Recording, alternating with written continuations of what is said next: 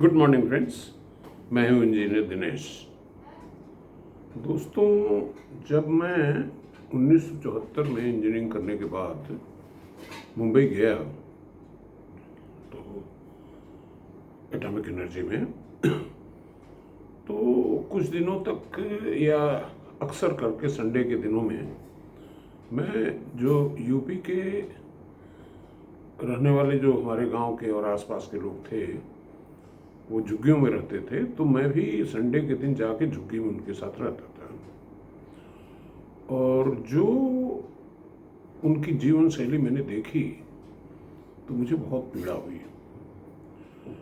और actually atomic energy का job छोड़ने का एक मुख्य कारण ये था कि मुझे पीड़ा ये थी कि इतनी दूर घर द्वार छोड़ करके और हमारे किथ एंड किन सब मुंबई आते हैं और क्या जीवन जीते हैं, कुछ पैसे कमाने के लिए झोपड़ियों में रहते हैं और एक एक झोपड़ी में 10-10, 20-20 आदमी ठूस जाते हैं। टॉयलेट्स नहीं हैं, टॉयलेट्स में क्राउड होती है। तो ऐसा जीवन, तो मुझे आई वॉज मूव्ड। मैंने कहा नहीं, I will not work in atomic energy any more. मैंने कहा मैं यूपी में चलूँगा और I will create small industries so that I can call these people back to their homeland. ये मेरे विचार थे। अच्छा हुआ क्या कि जब मैं आया तो यूपी में एक प्राइवेट जॉब में एंड आई स्टार्टेड वर्किंग कि कैसे क्रिएट किया जाए। थॉट प्रोसेस तो चल ही रही थी, छोटे मोटे प्रयोग किए, लेकिन बहुत बड़े प्रयोग करने के लिए थोड़े फंडिंग की ज़रूरत थी और वो फंड्स कहीं से मिलते नहीं थे। बहरहाल तो उस कहानी को वहीं छोड़ दें। अगर उसके बाद मैं फिर से गवर्नमेंट सेक्टर में आया तो वहाँ पे मैंने क्या देखा कि छोटी सी पोस्ट के लिए एडवर्टाइज करिए या निकलती थी सरकारी पोस्ट जो है, तो उसके लिए बहुत सारी भीड़ इकट्ठा होती थी। तो मेरा जो जीवन का फोकस था वो इस बात पे था कि मुझे तो यार चलो काम मिल गया, लेकिन what about my fellow man, या देश के हमारे युवाओं को कैसे मैं रोजगार पैदा कर सकूं। तो जब मैं काम कर रहा था तो ऐसी योजनाएं बनाता था जिससे कि एम्प्लॉयमेंट क्रिएट हो, नॉट नेसेसरली सरकारी नौकरी, जो काम है हमारे पास उसी में कैसे एम्प्लॉयमेंट, जो प्राइवेट सेक्टर के सेल्फ एम्प्लॉयमेंट की, इन सब पे मैंने थॉट प्रोसेस चली। और फिर उसके बाद after retirement I am still working on that. और अब तो मुझे सफलता भी मिली क्योंकि एक प्रोडक्ट मैं क्रिएट करता हूँ तो 10, 20, 25 लोग उसको नकल करते हैं, तो अपने एम्प्लॉयमेंट लोगों को हायर करते हैं, तो एम्प्लॉयमेंट तो क्रिएट हो रहा है। तो मेरा इतनी सारी भूमिका का मतलब सिर्फ इतना है कि पूरे वैश्विक स्तर पे अगर देखा जाए तो सेंटर पॉइंट क्या है, मूल बिंदु एम्प्लॉयमेंट है। आप यूएस में देखिए कि ले ऑफ्स हो रहे हैं, नौकरी से लोग निकाले जा रहे हैं, बेंच पे बिठाए जा रहे हैं। आप चाइना में देखिए, वहाँ भी स्थिति ठीक नहीं है। यूके, जर्मनी, सब एवरीवेयर एम्प्लॉयमेंट की स्थिति ठीक नहीं है। जितने लोग एम्प्लॉयमेंट सीकर्स हैं उनके हिसाब से जॉब नहीं है। और अभी पड़ोसी देश बांग्लादेश का भी हाल देख लीजिए, केंद्र बिंदु में एम्प्लॉयमेंट ही है। तो भारत जैसे 140 करोड़ के देश जिसमें युवाओं की परसेंटेज बहुत हाई है, उसे अपना समय फालतू के डिस्कशंस में डालने के बजाय उसको ये सोचना है कि हमारे युवाओं को रोजगार कैसे मिले। और देखिए, आप हमारे जितने भी जो भी मैं क्रिएट करता हूँ यूट्यूब पे, उसके केंद्र में एम्प्लॉयमेंट ही रहता है। और मैं I don't want to YouTube को मैं कोई ऐसा जरिया नहीं बनाना चाहता कि लोग मुझे जाने। यूट्यूब को मैं एक जरिया ऐसा बनाना चाहता हूँ एम्प्लॉयमेंट कैसे क्रिएट हो थ्रू यूट्यूब। जैसे कोई भी चीज़ मैं प्रोड्यूस करूँ अपने इंक्यूबेशन सेंटर में, उसकी सारी प्रोसेस मैं यूट्यूब से आपको समझा सकता हूँ। ये मेरा उद्देश्य है। इससे सस्ता और बढ़िया प्लेटफॉर्म मुझे मिलता नहीं, इसलिए मैं यूट्यूब पे आ गया। अब देखिए, ये तो बात पक्की हो गई कि इस केंद्र बिंदु में एम्प्लॉयमेंट है। एम्प्लॉयमेंट अब है कहाँ से पैदा हो, हाउ टू क्रिएट एम्प्लॉयमेंट, इस पे मैं बहुत कुछ बोल चुका हूँ। एम्प्लॉयमेंट कहाँ है? देखिए, जब एक किताब का मैं ऐसा अक्सर उल्लेख करता हूँ, थ्राइविंग ऑन क्यास, अभी जिसको एक तरीके से हमारे राजनेताओं ने भी इस्तेमाल कर लिया है कि आपदा में अवसर तलाश करना। देखिए, ये समस्या जो अनएम्प्लॉयमेंट की है, एक तरीके की आपदा है। आपदा इसलिए कि अगर ये युवा शक्ति जागृत होकर के आंदोलन कर दी तो कहीं भी अनस्टेबिलिटी पैदा हो सकती है।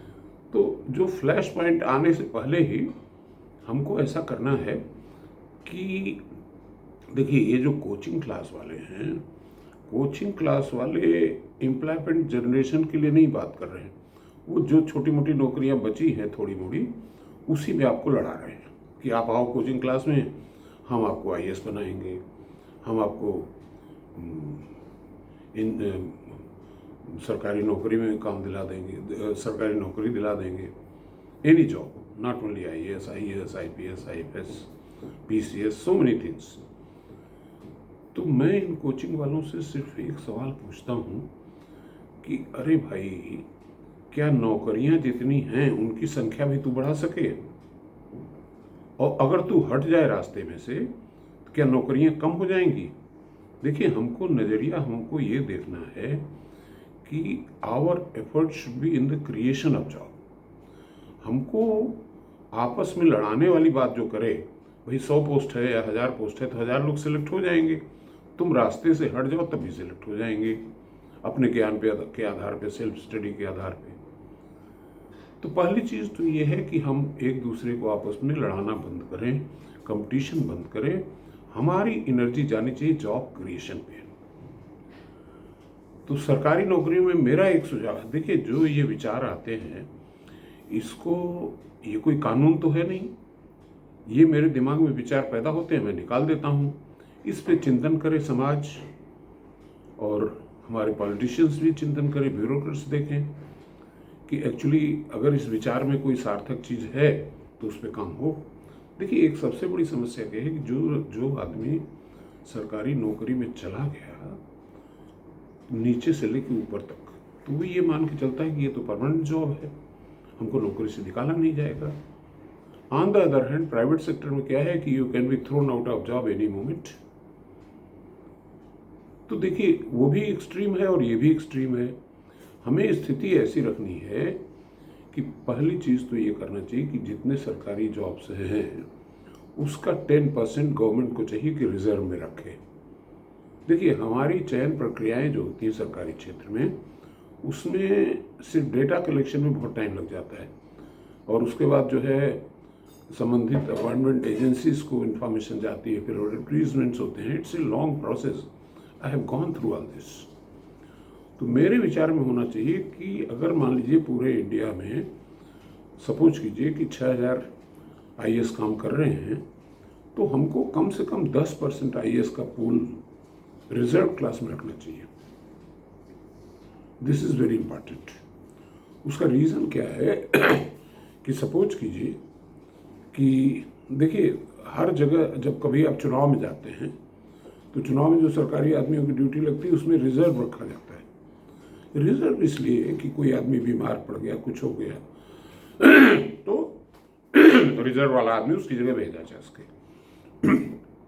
तो ये जो सरकारी मुलाजिम टाइम पे हड़ताल की नोटिस दे देंगे, कुछ भी कर देंगे, तो once we have a reserve force, वो कुछ नहीं कर सकते। अच्छा, आप कहेंगे कि रिजर्व की तनख्वाह कहाँ से है?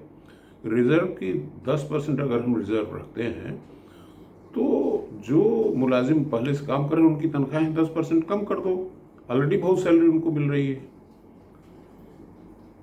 तो सरकारी नौकरियां बढ़ाने के भी उपाय हैं। इसके अलावा मैंने सजेस्ट किया था कि चूंकि 1947 में जो कंसीव किए गए थे डिस्ट्रिक्ट्स, जो डिस्ट्रिक्ट का साइज था, चूंकि हमारी पॉपुलेशन बढ़ गई, इसलिए हमको जिलों को छोटा करना पड़ेगा। बल्कि मैं यहाँ तक बोला कि तहसीलों को जिला बना दो। तो सरकारी क्षेत्र में बढ़े। फिर दूसरी चीज़ जो महत्वपूर्ण है वो ये है कि प्राइवेट सेक्टर मैन्युफैक्चरिंग, इस पे मैं ज़्यादा बात इसलिए नहीं करता हूँ क्योंकि मैन्युफैक्चरिंग तो देखिए हम बहुत पीछे रह गए। अगर टाटा स्टील लोहा बना रहा है तो हमें ये देखना है कि किस प्राइस पे बना रहा है। मैं तो जितने भी हमारे उद्योगपति हैं बड़े से बड़े, उनको चैलेंज करता हूँ कि चाइना कैसे इतना सस्ता माल हमारे यहाँ डंप कर रहा है। दोस्तों, लेक्चर का शेष भाग अगले अंक में। Thank you.